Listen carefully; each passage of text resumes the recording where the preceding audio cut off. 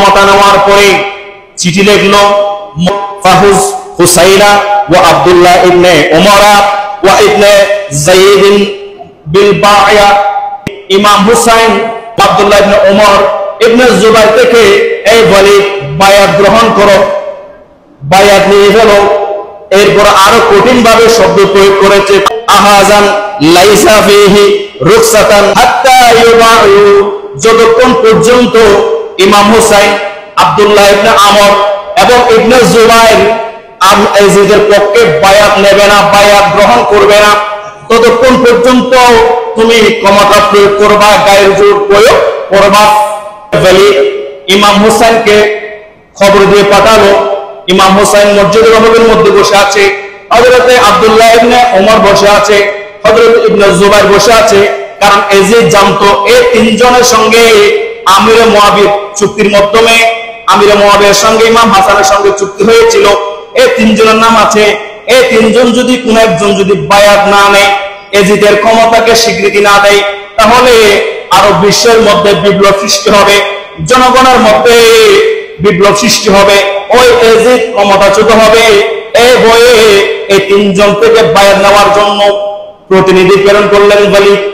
ওয়ালিদ খবর দিলেন ইমাম হুসাইনের কাছে, মদিনার মসজিদ নববীর মধ্যে প্রতিনিধি গিয়ে খবর দিয়েছেন। হযরত ইমাম হুসাইন রাদিয়াল্লাহু তাআলা বলেন, ঠিক আছে তোমরা যাও, আমরা পরে আসতেছি। মদিনার সাহাবায়ে কেরামের সঙ্গে তাবিঈ কেরামের সঙ্গে সম্ভ্রান্ত নেতাবর্গের সঙ্গে আলোচনা করলেন।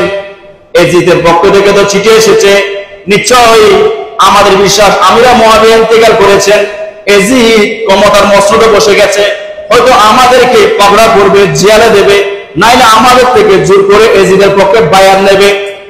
মদিনার উল্লেখযোগ্য ব্যক্তিবর্গ পরামর্শ দিয়েছে, ইমাম হুসাইন আপনি একা যাবেন না, আপনি যদি একা যান তাহলে আপনার ক্ষতি হতে পারে, আপনি মদিনার উল্লেখযোগ্য যুবকদেরকে নিয়ে যাবেন, তারা গভর্নর ভবন মেয়র ভবনের বাইরে অবস্থান করবে, দেখা যাবে প্রকার আপনার সঙ্গে দস্তাদস্তি হচ্ছে, আপনাকে জোর জবরদস্তি করছে, তখন আপনি ইশারা দিবেন, চিৎকার করবেন, এই যুবকরা ঝাঁপিয়ে পড়বে, আপনার পক্ষে যুদ্ধ করবে, আপনাকে রক্ষা করবে, আপনাকে প্রটোকল দেবে। ইমাম হুসাইন রাদিয়াল্লাহু তাআলা আনহু ইমাম হুসাইন রাদিয়াল্লাহু তাআলা যুবকদেরকে নিয়ে বিকাল বেলা ওয়ালিদের কাছে গেল। ওয়ালিদ ইমাম হুসাইন রাদিয়াল্লাহু তাআলা আনহুকে ওই আমিরা মুআবিয়া রাদিয়াল্লাহু তাআলা আনহুর সাথে ইন্তেকালের কথা শোনাই দিলেন। ইন্তেকালের কথা শোনাই দিয়ে ওয়ালিদ এবার বললেন ইমাম হুসাইনকে, ইয়াজিদ ক্ষমতার মসনদে বসেছে, এই হুসাইন আপনারা তিনজনকে ইয়াজিদ বায়াত নিতে আমাকে নির্দেশ দিয়েছে, আপনি ইয়াজিদের পক্ষে বায়াত নেন। বলে যে এটা তো সামান্য বিষয় নয়, আমি একজন আরবের উল্লেখযোগ্য ব্যক্তি, উল্লেখযোগ্য পরিবারের সদস্য, আমি যদি গোপনে ইয়াজিদের বায়াত নিয়ে ফেলি তাহলে জনগণ বিশ্বাস করবে না, আমাকে একটু সুযোগ দাও, আমি গিয়ে মদিনায় সাহাবায়ে কেরামের সঙ্গে আলোচনা করি, উল্লেখযোগ্য ব্যক্তিবর্গের সঙ্গে আলোচনা করি। এদের নায়েব মারওয়ান সে ওয়ালিদকে বলল, ইমাম হোসেনকে বের হতে দিয়েন না, এখানে বায়াত নিয়ে ফেলেন, নাহলে কতল করে ফেলেন। জোরে বলেন নাউজুবিল্লাহ। আহলে বাইত রাসূল ইমাম হুসাইনের কে কতল করার জন্য আল্লাহ রাসূল থেকে এক পুরুষ বেদান এই সময়ও ইমাম হুসাইনের প্রতি বিদ্বেষ পোষণ করেছিল, এরকম মানুষ মদিনাতে ছিল, মক্কাতে ছিল। জোরে বলেন নাউজুবিল্লাহ। মক্কার যুবকদের উৎসাহ দেখে, উদ্দীপনা দেখে, জনগণের সাপোর্ট দেখে ওয়ালিদ কোনো কিছু করতে সাহস পায় নাই। ওই মারওয়ানকে লানত দিয়েছে ইমাম হুসাইন, এ মারওয়ান তুমি, আমি হচ্ছে আল্লাহ রাসূলের পরিবারের পবিত্র রক্ত মুবারক, এই রক্তকে তুমি কতল করতে যাচ্ছ। ইমাম হুসাইন অবকাশ চাইল, আসলো মসজিদ নববী, সাহাবায়ে কেরামের সঙ্গে আলোচনা করেছে। হযরতে মুহাম্মদ ইবনে হানাফিয়া ইমাম হুসাইন রাদিয়াল্লাহু তাআলা আনহুর ভাই ছিলেন, ওনার সঙ্গে আলোচনা করেছে। এই হানাফিয়া এখন তুমি কি বলো?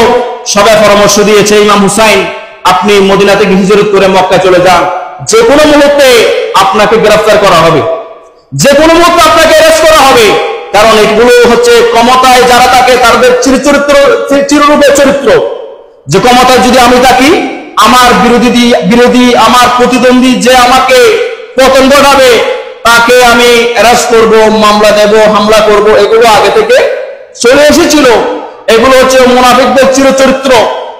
ইমাম হুসাইনকে হানাফি পরামর্শ দিয়েছে, আপনি আপাতত মক্কায় যান, আপনি এমন প্রসিদ্ধ জায়গায় যাইয়েন না মক্কার পরে যেখানে গিয়ে আপনি আপনার খেলাফত দিবেন, দুইটা গ্রুপ হয়ে যাবে, একটা গ্রুপ আপনার, একটা গ্রুপ আমির মুআবিয়া ইয়াজিদের পক্ষে থাকবে, দুই গ্রুপে মারামারি সংঘর্ষ হবে।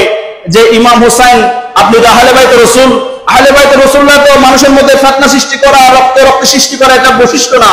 যদি মনে করেন ওই জায়গায় ফিতনা হচ্ছে, আপনি দুফনে কোন মরল চলে যাবেন, ওখানে কিছুদিন থাকবেন, ওখানে ফিতনা হওয়ার আশঙ্কা থেকে অন্য কোথাও চলে যাবেন। এইভাবে পরামর্শ নিয়েছে।